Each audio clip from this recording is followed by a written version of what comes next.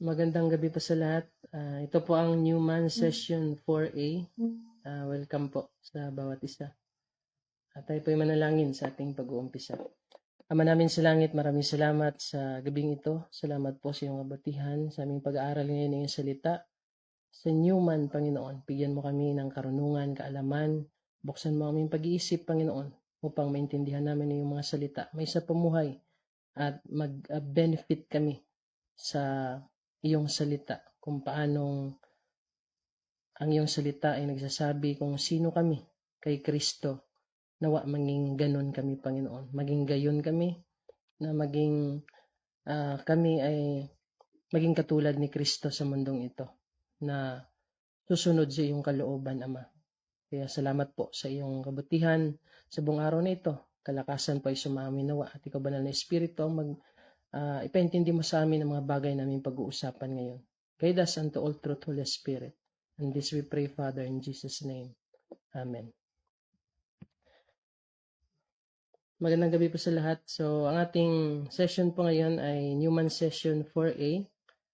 At inumpisahan po ito ni Kerr Blake sa pagsasabi na the primary things that Paul learned from Jesus is the subject of new creation. So, the subject of new creation is about union and what took place whenever man was reunited with God. So, yan yung primary things na natutunan ni Pablo sa ating Panginoong Jesucristo, yung mga revelation na yun. Because the teaching of Paul is the continuing teaching of Jesus Christ.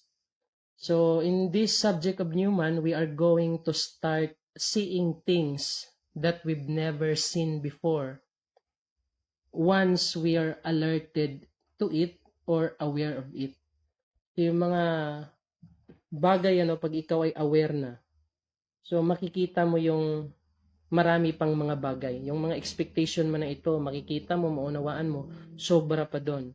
So, lalo na ngayon, we have this knowledge, more knowledge about new creation in Christ. So, makikita natin yung mga bagay-bagay pa na ipapahayag ng Panginoon sa atin dahil aware na tayo about this subject of new man or new creation. Carrie Blake says, you are a soul, you are a spirit, and you live in a body.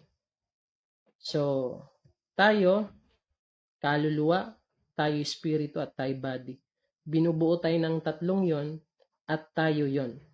So, it is not correct to think in terms of separate pieces sa tinutukoy nating soul, spirit, and body. So, hindi tama na yung ating pagkaunawa ay magkakahiwalay itong tatlo na ito. Sabi ni Kerry Blake. Sabi niya, rather, let us think this about as ingredients that comprise the whole. Yun yung sabi ni Kerry Blake. So, if we miss this truth, then we will begin to think that we only function in certain areas or specialize in certain areas. So, kung ma-miss out natin yung truth about body, soul, and spirit, na hindi yon magkakahiwalay, but it comprise as a whole, so, magkakaroon tayo ng maling kaisipan, maling prinsipyo, at mahuhulog yon na certain areas lang yung kaya nating i-function o magagawa. But Carrie Blake says, we are not called to be specialized. We are called to be general practitioners. So yung mga doctors dyan, kagaya ni Doc Nima, maintindihan niyo yun, yung tinatawag na general practitioners. We are called not to specialize, but we are called to be general practitioners. So the correct way to see it is to see it as ingredients. Yung example dito ni Kerry Blake ay yung, sabi niya, tingnan mo yung cake. You look at a cake, you see a cake. Siyempre, yung tinignan mo cake, ay nakikita mo yung cake. Yung cake na yon, that's the result of the ingredients you put into. So, may cake dahil yan sa ingredients na inilagay mo, pinaghalo mo, pinagsama mo, ginawa mo yung procedure, naging cake siya. Pero hindi naman yun cake nun eh. Yun ay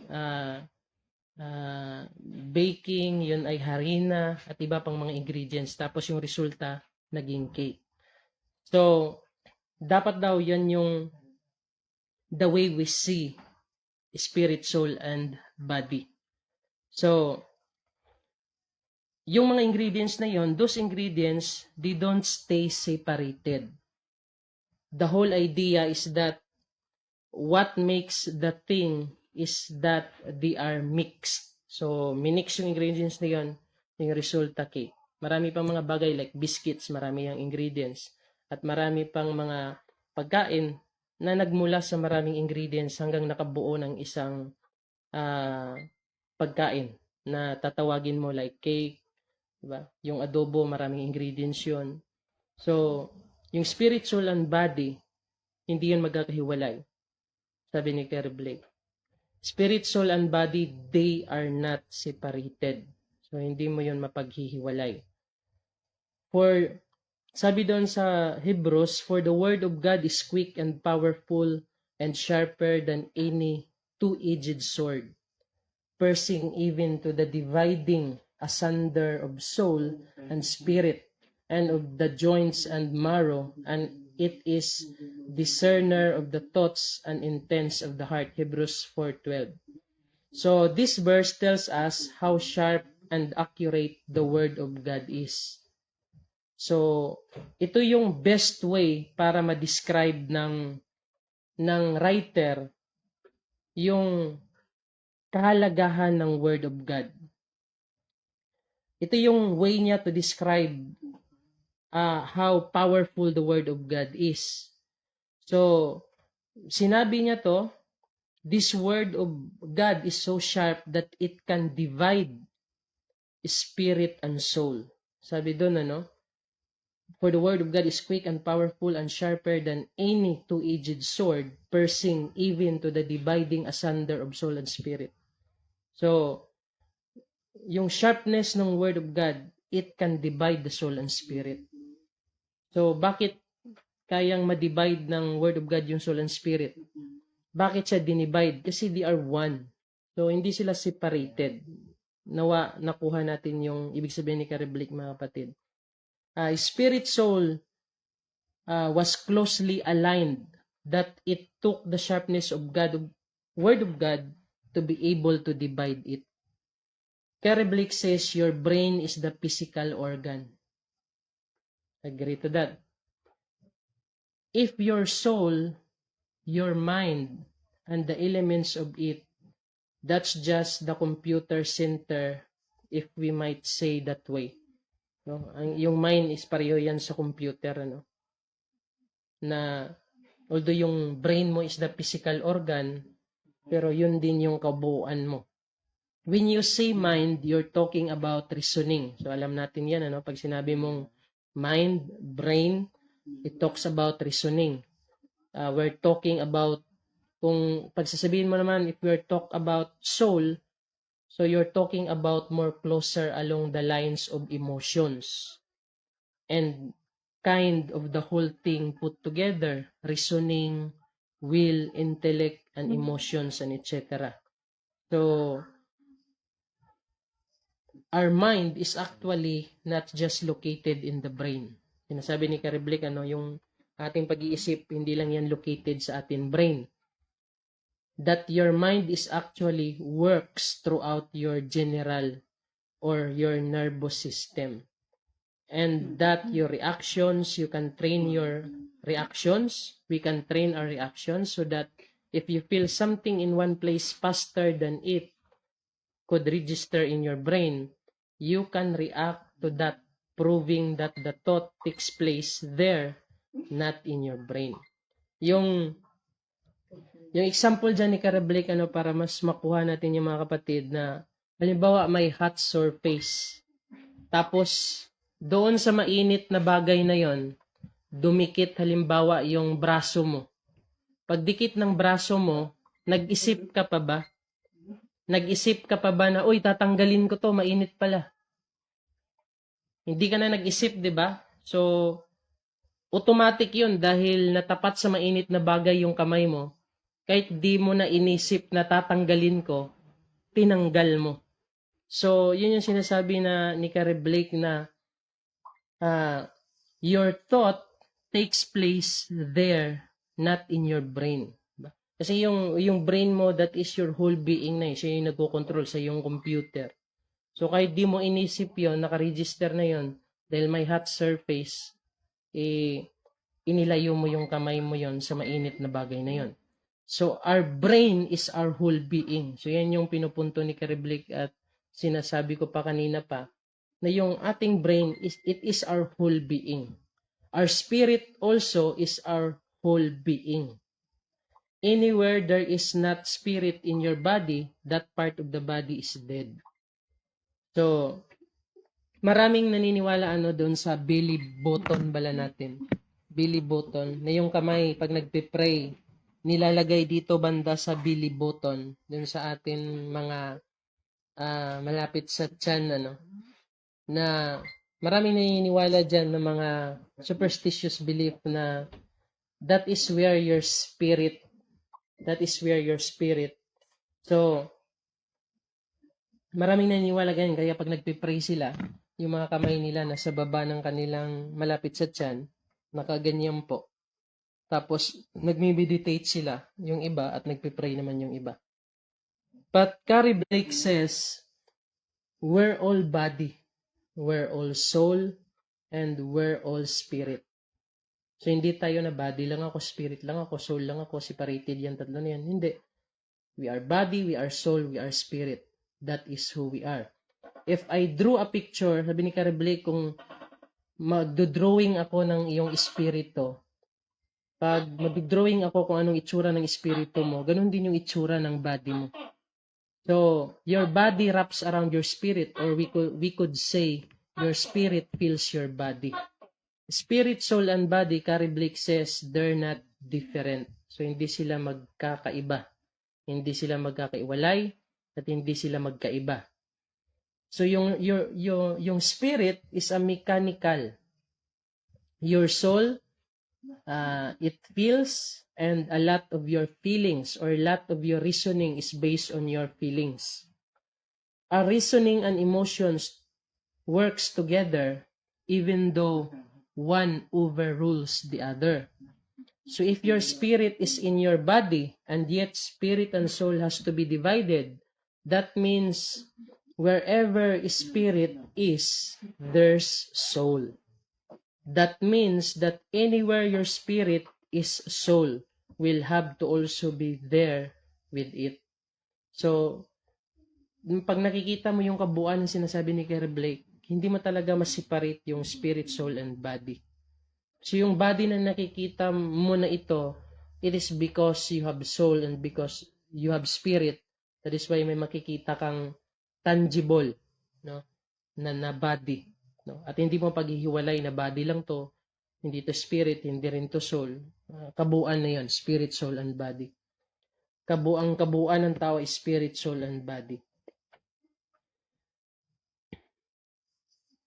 So, may tinatawag si Carrie Blake na natural man. Kag tinatawag din yan na soulish man. So, yung soulish man, totally natural yan. Yung spiritual man naman is totally spiritual. Yung sinasabi niya na pag tao yan, talagang natural na tao yan. Totally tao yan. Pag spiritual naman, spiritual man, totally spiritual. Hindi mo pwede yung mapagsasama yung dalawa na yan. Ano? If we say a natural man, natural yan, makasalanan. Pag sinabing spiritual man, binago ng Diyos by blessing us with spiritual blessings. So our body is the container of our spirit and soul. And it takes the word of God to divide the spirit and soul. The best way we can tell whether something is spirit or soul is this. If you're doing the Word of God. If you're doing the Word, it's spirit. If you're not doing the Word, it's soul. Soulish, natural man. Yung makalaman, makatao. Hindi spiritual, hindi sumusunod sa Diyos. So malalaman natin na ito, spiritual to. Ang tao na to dahil sumusunod siya sa kalooban ng Diyos. So, yung problema ng mga churches today, they tried to operate in spiritual truths from a carnal, soulish mindset. So, yung problema ng mga simbahan sa panahon ngayon, gusto nilang mag-operate sa spiritual truth na sinasabi ng Biblia. Pero yung mindset, makatao naman, makasanlibutan. That is why, mahirap yun. Conflict yun eh. Pag gusto mong mag-operate in a spiritual truth sa Bible, you need to be spiritual person. Yung example niyan is yung slay in the spirit na tinatawag. So si Carrie Blake yung isasabi po nito, tandaan niyo po, nire-relay ko lang. Sabi ni Carrie Blake, kagaya ng slay in the spirit, Carrie Blake says, bakit nangyayari yun sa kanila? Because these people, they were trained or taught that wherever you get lay hands on, God's power is going to hit you. It's a placebo effect and they fall. Yan yung sabi ni Carrie Blake. Bakit natutumba sila, no? Pag nilihan sila? Because yun yung na-inject ng utak nila.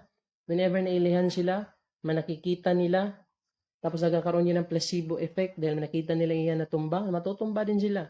No? But that is not a spiritual truth at hindi yan laging ganon yung operation ng spiritual truth. That is why they haven't even thought that it was possible for us to actually have our mind renewed to where we could think the thoughts of God.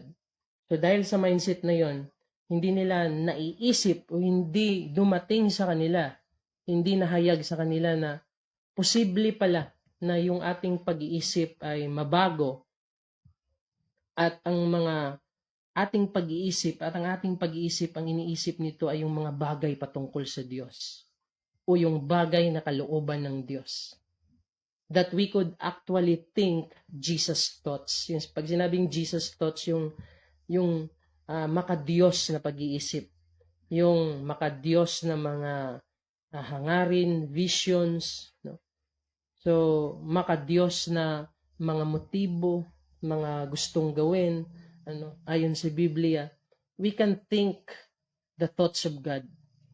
We can possibly think the thoughts of Jesus. That is a spiritual thing. And because parang yung nangyayari na meron lang moment na marireveal sa'yo yung pag-iisip ng Diyos. Parang ganun lang yung kaisipan ng iba. We can have our mind renewed to where we can think in alignment with God all the time. So napakaganda ng sinabi na yun, we can have our mind renewed. Pwedeng mabago ang ating pag-iisip na dumating sa punto na yung ating inaisip ay laging naka-align. Laging yon ay kalooban ng Diyos. Yon yung naisin ng Diyos. Yon yung gusto ng Diyos. Example, people always talking about turn of events. So marami yan sa masimbahan. People is always talking, yun ang laman, yun ang bukang bibig nila, turn of events, na para bang sinasaniban ka ng Espiritu ng Diyos, tapos makukuha mo yung kalooban ng Diyos, may iintindihan mo. Hindi naman ganun eh. Yung Holy Spirit, pag dumating sa isang tao, nananatili siya, at hindi siya na ipoposes ka lang whenever gusto niya, diba? Kumbaga, i-reveal niya lang ang kalooban ng Diyos kung gusto niya. Hindi, nandyan na yan sa pagkatao mo. You need to train your mind to be renewed to the Word of God, according to the Word of God. So Carrie Blake says, throughout history, that has always been an event. and never a lifestyle. Kasi yung to have our mind renewed to where we can think in alignment with God all the time, posible talaga yun mga kapatid. At lifestyle dapat yun eh. So with Jesus, it was a lifestyle. And as He is, so are we. And our job is to grow up in Him and to Him in everything, that this mind be in you. Ano nga mind ang dapat na sa atin? Ano yung pag-iisip na dapat na sa atin? Yung mga gaya ng ganito, sacrificial love, service, dapat yun yung mga nasa pag-iisip natin. No? Pagmamahal, paglilingkod sa Diyos, paggawa ng mabuti sa kapwa, pagtulong sa mga nahihirapan,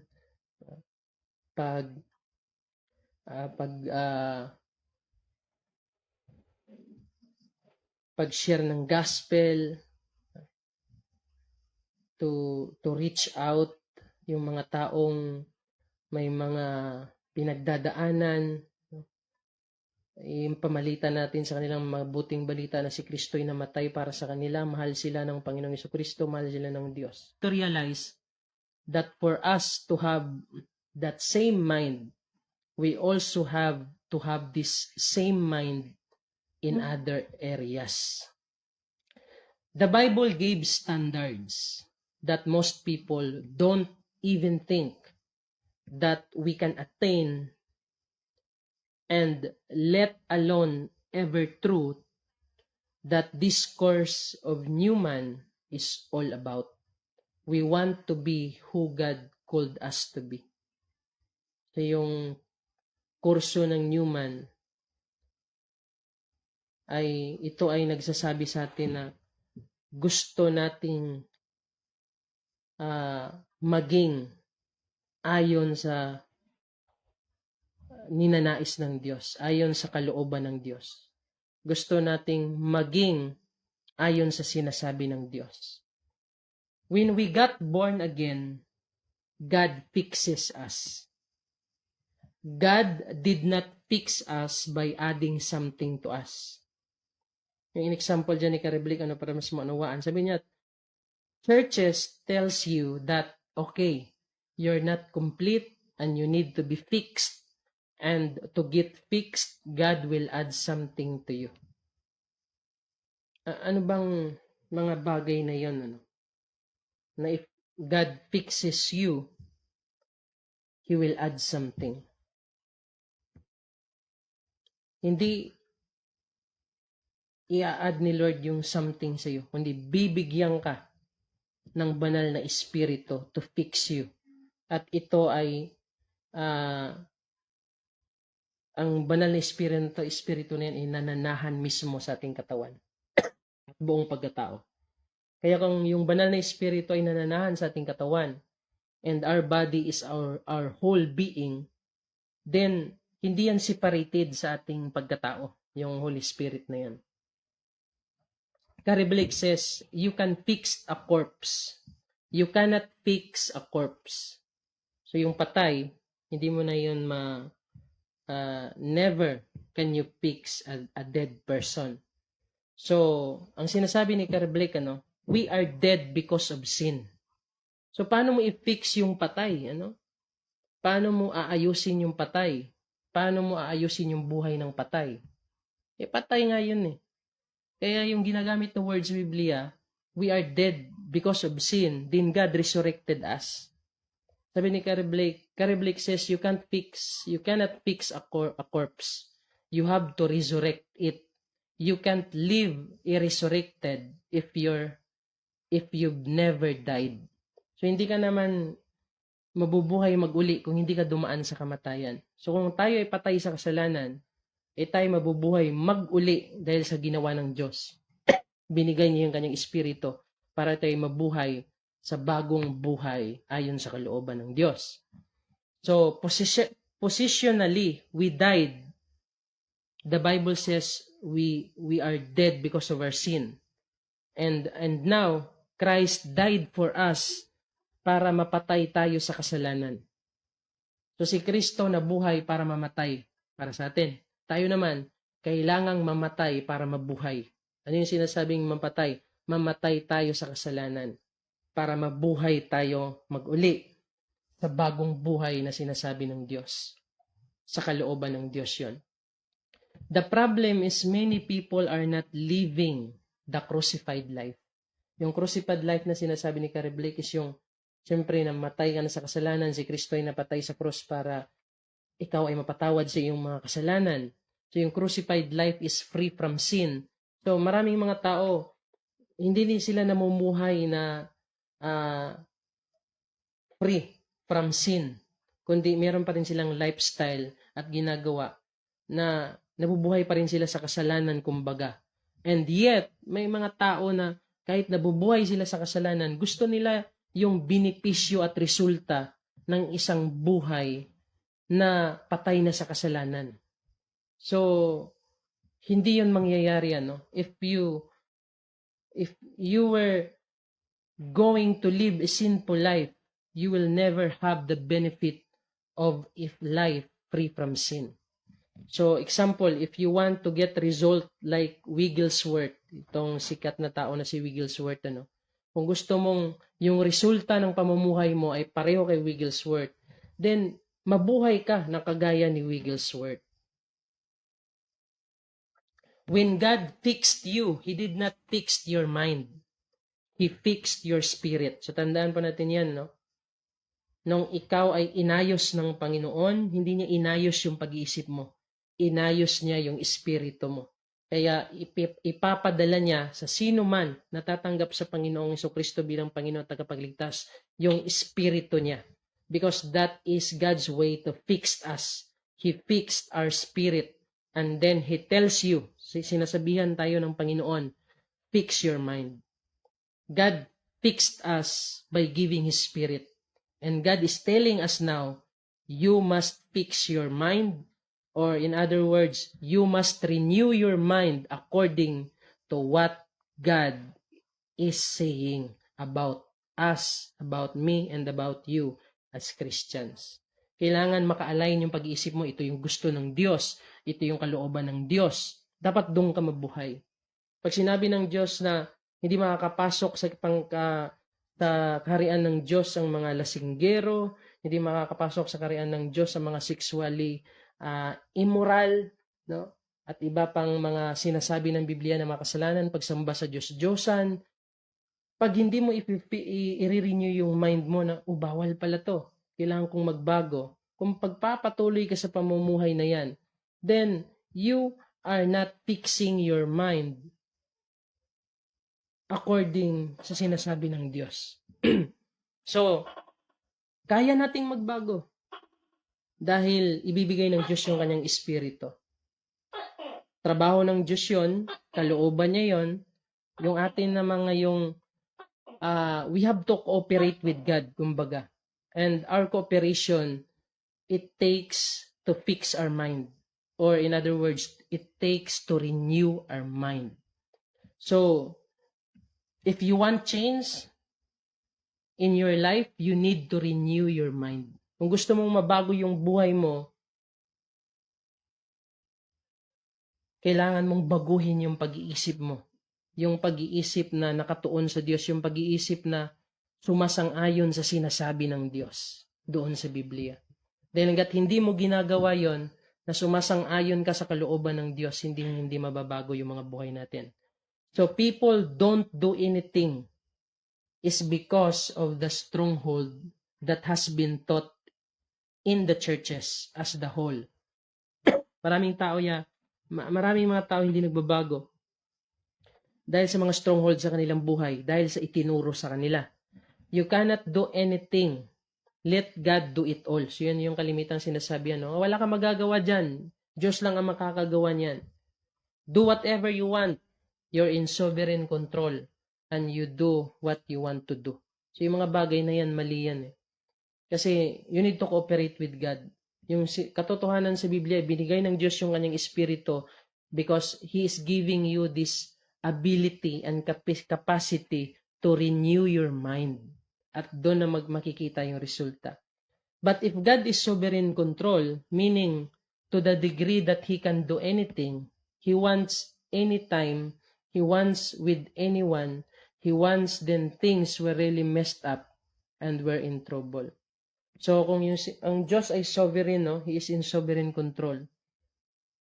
At magagawa niya yung lahat na gusto niyang gawin. Tapos, hindi natin sinusunod yung kanyang kalooban at sinasabi, then we're in trouble. Because God is the owner of our life.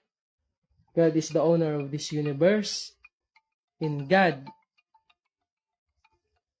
is our God na kontrolado niya yung mga bagay-bagay. At siya yung lumikha sa atin. So yung parallel truth dito, God is saying that heavens are mine, the earth has He gives the earth to the sons of men.